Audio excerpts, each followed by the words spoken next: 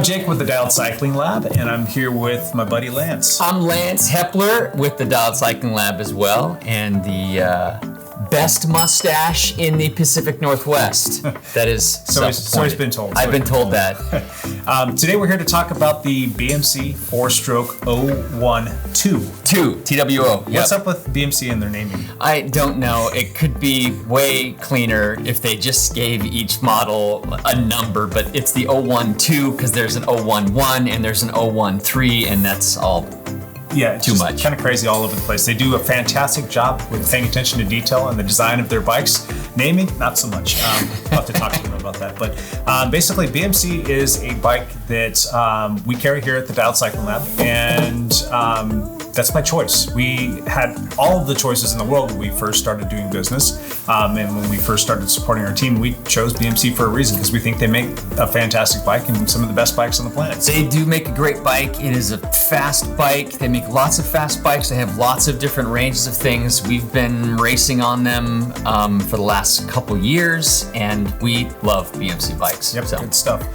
So today we're going to talk about this Fourstroke and what we think is great about it, maybe some of the things that we're just so about, and give you, if you're out there looking for one yourself, some tips on things that you could possibly do if you pick one up to make the bike an even better ride. Yeah. So let's start real quick about this BMC. BMC actually has a pro mountain bike team, and this is the bike that they ride. It is.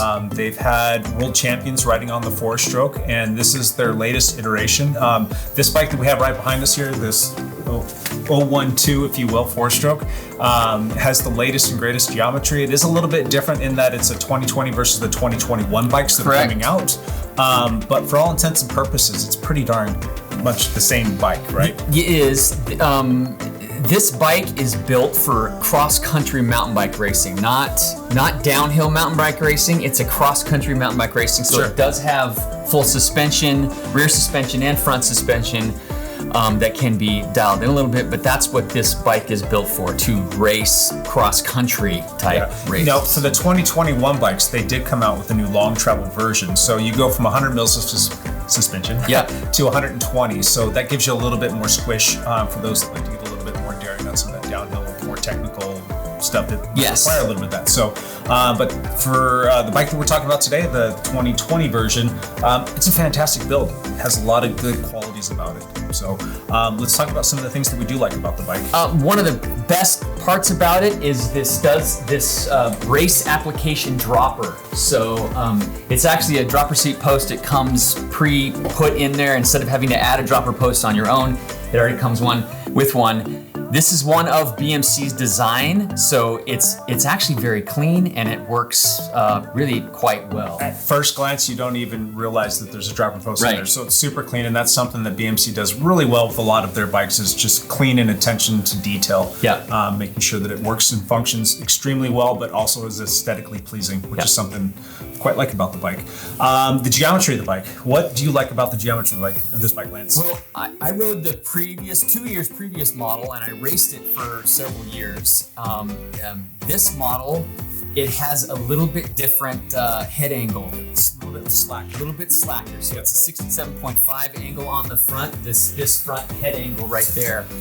And it allows the bike, it just handles a little bit differently and is a little bit more forgiving. Yeah, so it's stable. It's I really think that you can count on this bike to do what you want it to do, as opposed to the alternative, which might be flat over the bars or going down. So it's really consistent when you're riding this bike, and that's something that I personally like about the bike as well. I've had the chance to race it through a short track racing series, and I've had the chance to do a couple cross-country mountain bike races, and the bike handled fantastically well. So that was something that I really liked, was the geometry and the consistent handling. I think the bike also, considering that it's a cross-country bike and it's a full suspension bike, I think it does really well for climbing. Yes. One of the best parts about this bike is because it's light, it's just under 11 kilograms or about 23 and a half pounds. because it's very light, it actually climbs very fast. And you know, with cross-country mountain bike racing, it always involves climbing. So you're always doing some climbing. It does have a suspension lockout on it that's already pre-built in it too, so you can lock the suspension out, which allows you to climb faster. Yep. You have 3 different settings basically. You've got your full open suspension, you've got kind of like a mid-set point where it's not fully locked out, but you still got a little bit of suspension for maybe like a bumpy, chattery spot where you don't want to be fully locked out. And then you have full locked out where you're going to get on the bike, you're going to go climb, and you're just going to feel like you're hammering. You're not losing a lot of that energy transfer through your pedal strokes. Feels like a hardtail. Yes, it does. Yeah. Good example when it's locked there. out. So also with this bike, I think that this particular build, the 012 in the 2020, gives you the best bang for your buck. Yes, it's not the most inexpensive bike, but for what you are spending, what you're getting out of the bike, I think that you do get fantastic bang for your buck. Yep. So what else are you wanting to go through here on this bike? A couple of the other great things, the rear linkage is actually quite well done, and the drivetrain this comes with is actually very good. Yeah. This is the Eagle. Yep, big fans of SRAM around Yeah, here. we're big fans of SRAM. Shimano's good, but SRAM I think just makes a better group set. I just find it to be more consistent and smoother, and it's actually easier to service than some of the Shimano stuff. But I think it lasts longer too, but again, tomato, Coke, Pepsi. I just like SRAM. That's just me. Going into some of the cons of this bike, a couple things that not so keen on, but it's not like they're deal breakers. They're just little things. It's just kind of like, I wish this would be a little bit different. The first thing is going to be the price. The price is a little bit steep. This bike, the MSRP on this bike is $7,500. Yep. That's pretty expensive. That's for a lot of people. That's a big sum to swallow.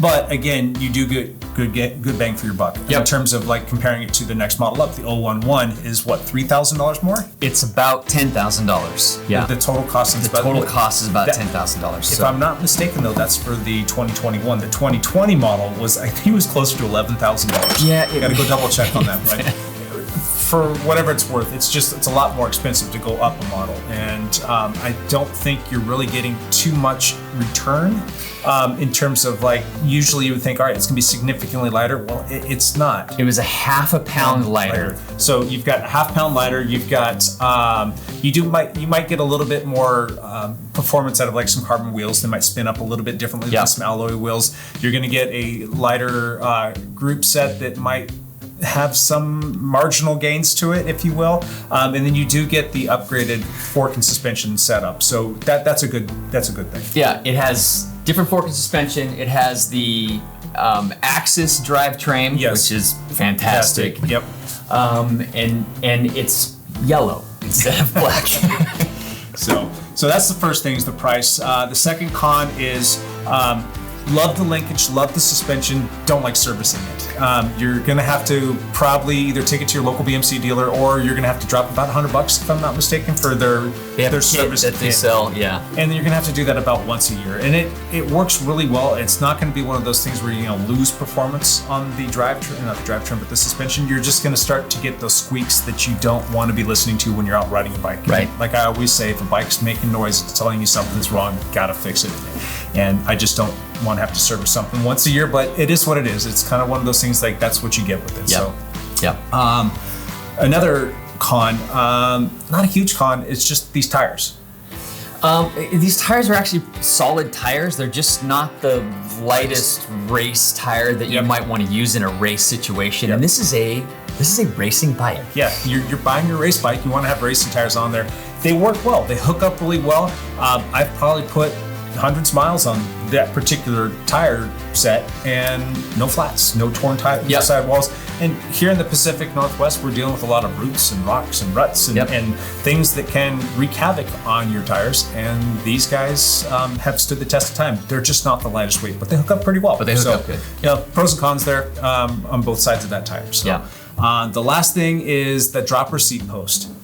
Works fantastic. It does. It's got 80 millimeters of travel in it. There might be some people, though, out there that just can't quite get it set low enough. And they might want to you might want to make sure that this is going to be the right setup for you. I personally don't have any problems with it. I don't either. We do have a teammate who had it to where it was close, but it was still about a half an inch off or so. It was about a half inch off, and he had to go through quite a process to drop it a little. Don't know what his process was. Don't know what he did. Don't know if I can say that it's something that you should do, but I do know that he was successful in making it about a half an inch shorter so that he could get the full range. And he said once he got that nailed down, the thing was fantastic and absolutely loved it. The other thing about the dropper, it only has really two positions. Correct. Down or up. Yep.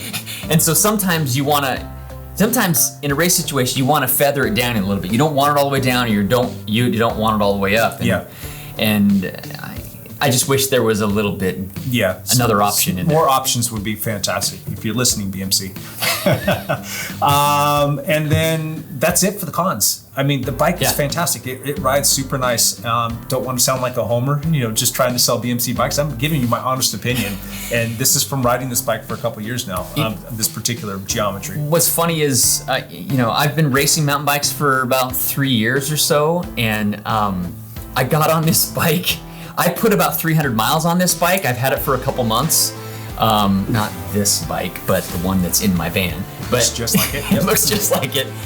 But I've put about 300 miles on it, and I immediately set new PRs on a bunch of trails that I have ridden quite regularly. So I came from riding hardtail mountain bikes for a lot of years, racing hardtail mountain bikes in the cross country scene for a lot of years, and kind of almost swore off riding a full suspension bike because I know what kind of trouble that would get me into. I've had my fair share of injuries and whatnot, and told myself if I give myself full suspension, I'm going to probably go out there and do stuff that I shouldn't be doing.